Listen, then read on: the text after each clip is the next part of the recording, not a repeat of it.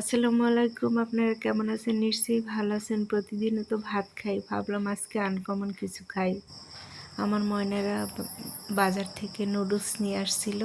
তাই ভাবলাম একটু আমার ময়নাদের একটু নুডলস রান্না করে খাওয়াই। প্রতিদিন ভাত খেতে খেতে তারাও একদম অনিচ্ছে প্রকাশ করে ভাত খেতে চায় না। তাই আমি একটু স্যুপ নুডলস রান্নার চেষ্টা করতেছি। সবাই নুডলস রান্না করতে পারে, কিন্তু এ ধরনের নুডলস রান্না করলে ছোট বড় সবাই খায়। জাস্ট একটু পানি গরম দিলাম, তারপর নুডলস ছেড়ে দিলাম গরম পানির ভিতর, আর নুডলস কারি দিলাম। আর একটু স্বাদ বাড়ানোর জন্য আমি একটু লবণ দিয়েছি আর একটা কাঁচামরিচ দিয়েছি। তারপর কিছুক্ষণ সিদ্ধ করার জন্য জাস্ট 2 মিনিট নাড়াচাড়া করে চুলার উপর রেখে দিলাম। স্বাদের জন্য কাঁচা মরিচ আর একটু লবণ দিলাম। বেশি আবার রান্না করলে একদম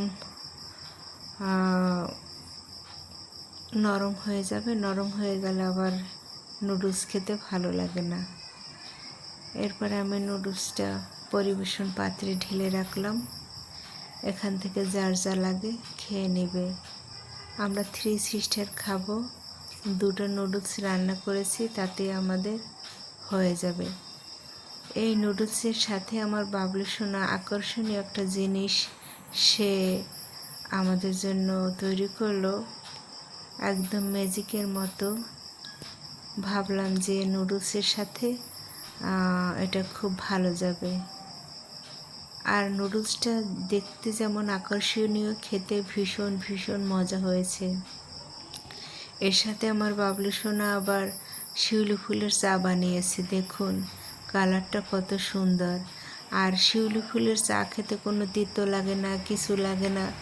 অন্যরকম একটা ফুলের সুগন্ধ লাগে, অন্যরকম একটা মনোমুগ্ধকর একটা ব্যাপার।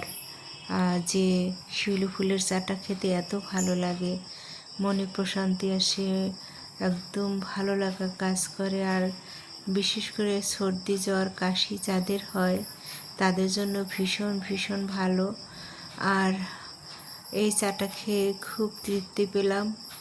আমার ময়নাকে সবাই দোয়া করবেন। আমার ময়না নিজ হাতে শিউলি গাছ লাগিয়েছেন কলম করে, তারপর গাছে ফুল হয়েছে, সেই ফুল দিয়ে নিজে চা বানিয়ে খাইয়েছেন। আল্লাহ আমার বাবলু সোনাকে দুনিয়া ও আখিরাত সহজ করে দিবেন। আমার 2টো ময়না পাখির সাথে আমি থাকি, ওদের জন্য দোয়া করবেন।